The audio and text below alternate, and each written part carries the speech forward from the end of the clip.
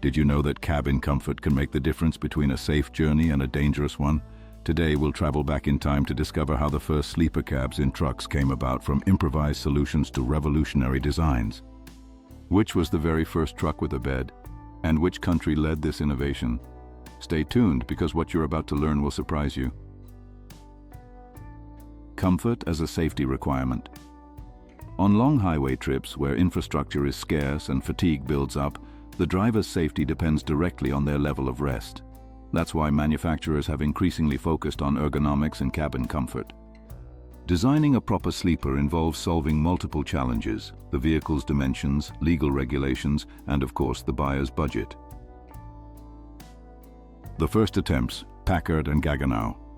According to Albert Rosa's encyclopedia, one of the earliest trucks with a sleeping space was a 1917 Packard, used on a test route of about 2,500 kilometers. Photographs show a module behind the cab where the driver could rest. However, automotive historian Stanislav Kyrillitsa presented visual evidence of a 1910 German Gaggenau with a similar compartment, which questions Packard's claim to primacy. In that image, you can clearly see a folding shelf functioning as a bed, directly integrated into the cab. Germany, France, and interwar European designs. During the 1920s and 1930s, many European manufacturers adopted similar solutions. Although not always obvious at first glance, the presence of extra windows or small hatches often indicated the existence of a sleeper. A notable example is a 1920 Packard, where you can barely spot the face of the driver lying above the cab, in a setup nicknamed the bird's nest. In the 1930s and 1940s, the most common sleeper location shifted to behind the driver's seat, as adopted by most global manufacturers. However, some went for bolder alternatives.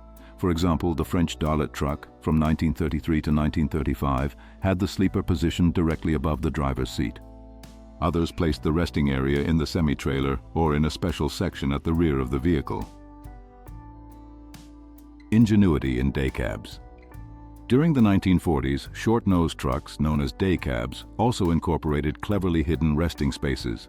They used transformable seats or side compartments built into the engine wings. One of the most curious examples came from Alan Kaiser, who installed a compartment above the cab, integrated into the truck's box body.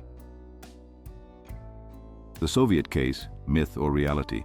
In the Soviet Union, evidence that trucks with sleepers were actually designed is scarce. The appearance of a 1940 photo showing a Soviet truck with a sleeper caused excitement. But further analysis revealed it was actually an American General Motors P85 with local modifications. Therefore, the history of sleeper cabs in Soviet trucks remains an unresolved mystery.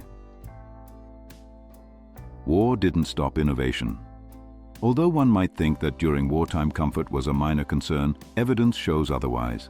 The armed forces of several countries used trucks with rest modules.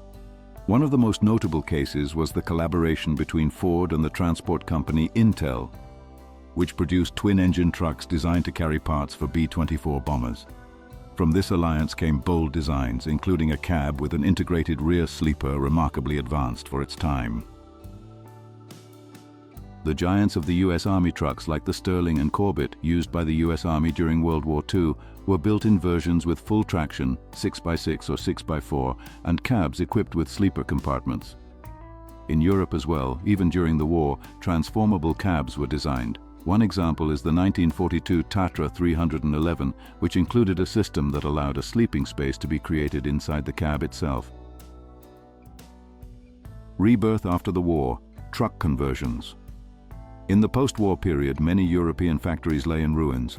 However, American trucks were abundant, and they were ingeniously converted. In the Netherlands, the company Thinkway installed a metal van-style module on the chassis of a Diamond, resulting in a vehicle that looked more like a locomotive than a truck. In France, similar conversions were made using Autocar, White, and Mack models.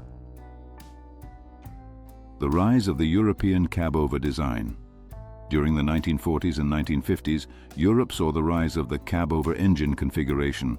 The sleeper was located behind the driver's seat, as in the Alfa Romeo 800, 1940, the Panhard K 167, 1947, and the German Keil K 631, 1950. In the United States, the most iconic design of the era was the sleeper box, such as the one installed on the 1947 Kenworth 500 series. Uncommon solutions: in front of the trailer or under the floor. Some manufacturers chose to place the sleeper in the front section of the semi-trailer, where a refrigeration unit would normally be located. The 1946 Corvette 25TD had exactly that setup.